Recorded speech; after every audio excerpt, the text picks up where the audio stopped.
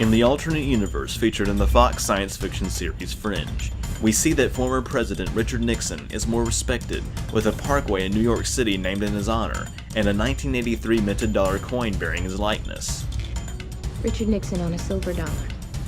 That's disturbing. In the last episode, I asked Andrew Potts, William Fernandez, and Mike Stevenson how they think JFK would have handled Vietnam and the Civil Rights Act. Today, we explore how Richard Nixon could have ended up on our money. No, Watergate pretty much is the only gimme to it. I mean, I guess it would just say he probably got reelected. I could see Nixon being celebrated outside of Watergate. And you think about it in context of how we judge presidents today. So Nixon, a group of guys breaking into a hotel to get voting records. Like, it is criminal for sure. Is it impeachable? I don't know. I mean, the fact that he won the largest electoral majority in history in 1972, had he not either ordered the break-in or allowed it to happen with his knowledge, I think would have marked him as one of our great presidents. If you look at it dispassionately, as a foreign policy president, his place in history is already assured, I think. He came to the White House also as a law and order president and wanted to give more federal funding to state and local authorities, which I think resonates with people nowadays because none of our candidates in either party are talking about any true reform of criminal justice.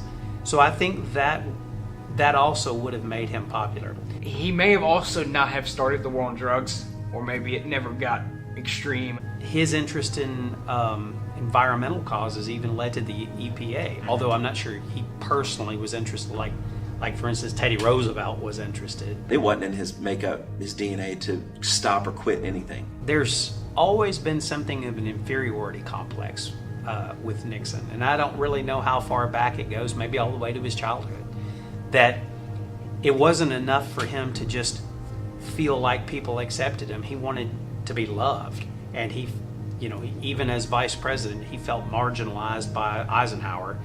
And I think something would have to have been different in his personality to allow him to become, this version of Nixon.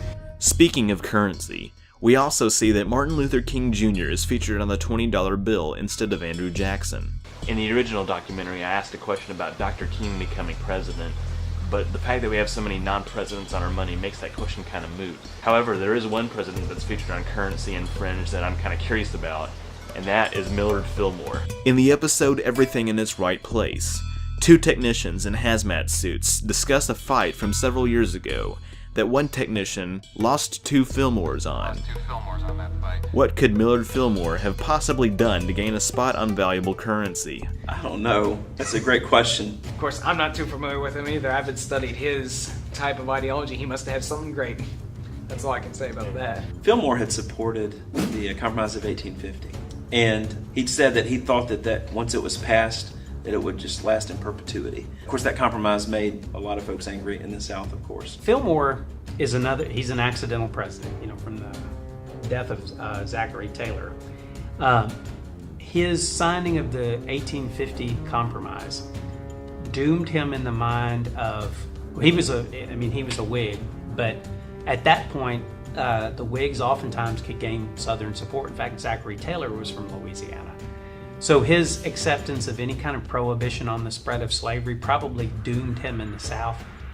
And I honestly can't see how in the world he could have gotten reelected, except for maybe very early on he joins the Republican Party and becomes a voice in the containment of slavery, at least, if not outright abolition.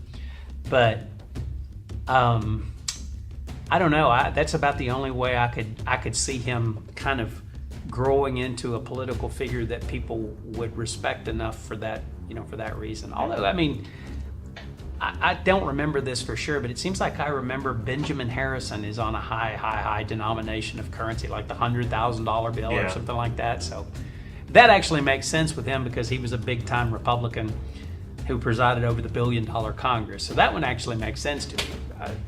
Millard Fillmore, other than being a catchphrase for Millard Fillmore, the comic strip. I don't know. Yeah. Mr. Stevenson's answer is definitely consistent with actual history, as Millard Fillmore ran in the 1856 election on the American Party ticket, but did not represent any of the party's values. He is documented as having rejected an invitation to join the fledgling Republican Party. If Fillmore had accepted the invitation, he might have been president during the Civil War, consigning Lincoln to the dustbin of history.